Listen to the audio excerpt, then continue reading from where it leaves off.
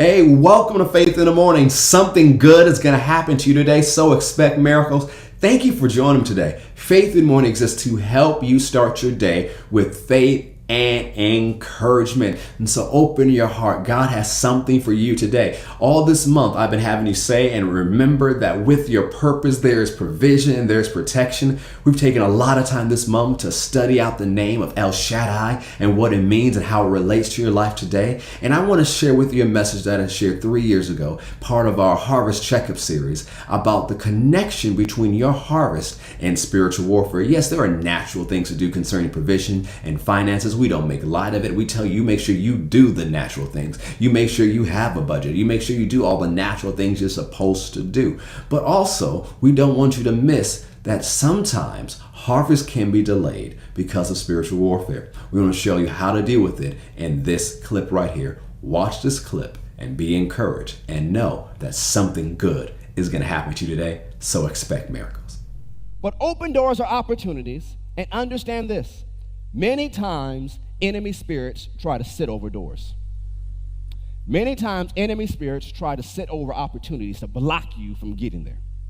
That you know you're doing what you're supposed to do. You're doing what God's called you to do. But every time you step out to do it, you keep hitting resistance. This is not working. And you know you're doing what God's called you to do. There's an enemy spirit blocking a door.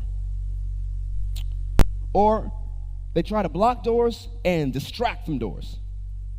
You see, when I was praying about this, thinking about this yesterday, all I could see in my heart is like these enemy spirits that are just jumping to distract you. Over here. Just don't look at that door. Whatever you do, don't look that way. And so while you're watching the jumping gremlin, you miss the open door. Because if Satan is distracting, he's stealing from you, but he's also trying to get your attention off of something else. So enemy spirits will sit over doors and block doors, but they'll also distract you from the opportunity that God has for you. You must see spiritually, and you must use your authority.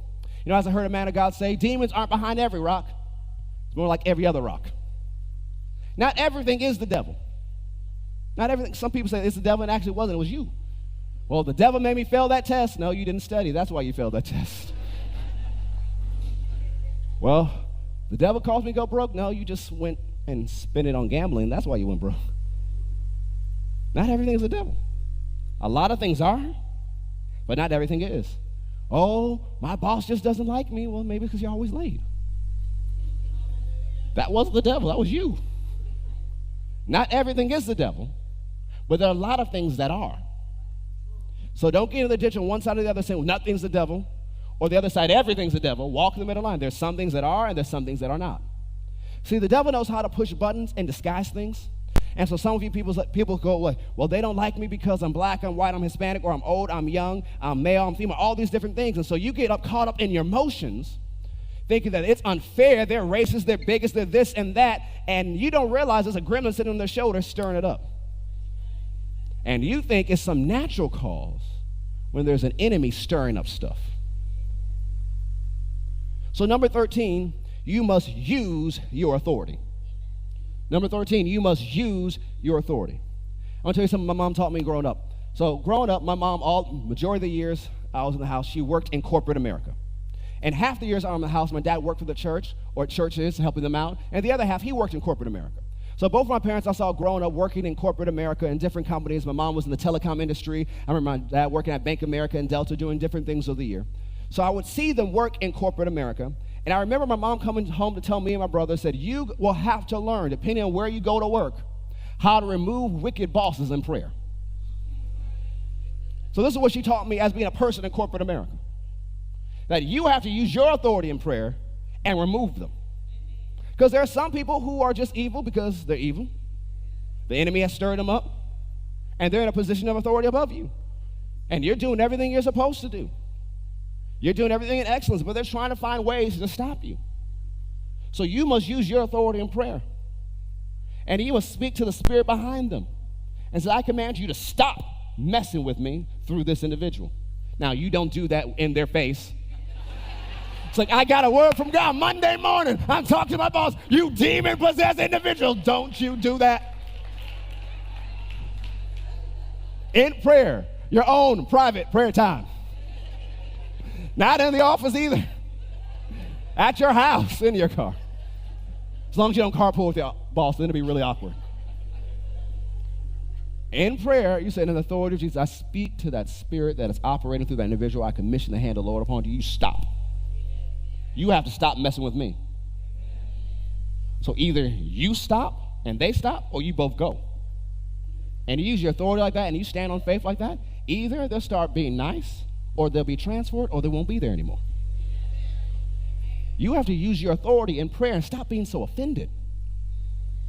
Because Satan will do everything he can to get you offended. Because when you're offended, you get in your emotions, you get into your flesh, you start whining and complaining, and you're not using your faith. And so now you're stuck in a situation that you could have stopped with your faith. 13, you must use your authority. Go to Matthew 16. You have authority as a believer. You have authority in the name of Jesus. You must use the authority God has given you.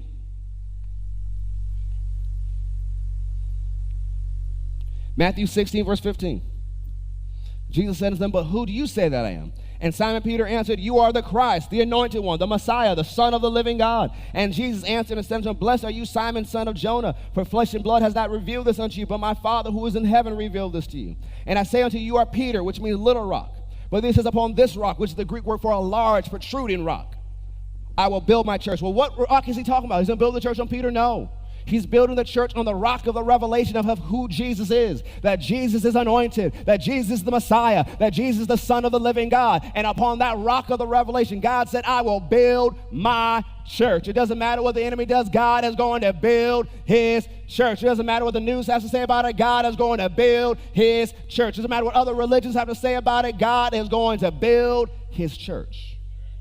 And it says, and the gates of hell shall not prevail against it.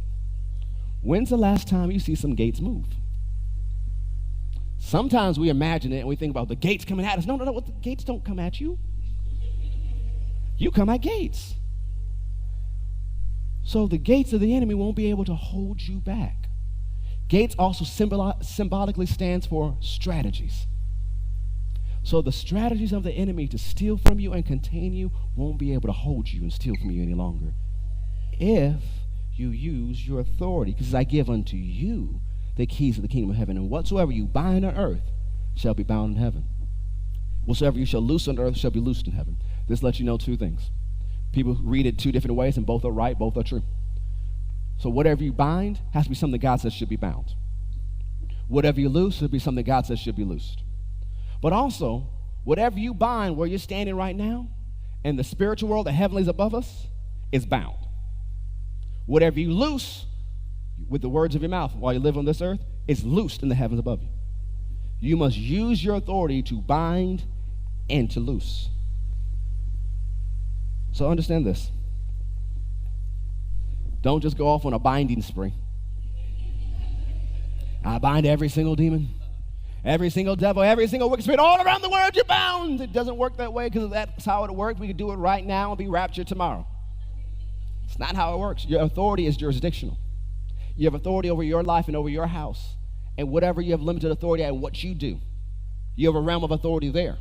Now, you may go on vacation somewhere, and it's a new area for you, but you still have authority where it concerns you and those with you and what you have. You have authority over that. So you can't just bind in general. You need to find specifically what you need to bind. So this week, you got some homework. So, I came to church, I got homework. Yes, you got homework. Number one, ask God to reveal to you where the enemy is stealing and attempting to steal from you.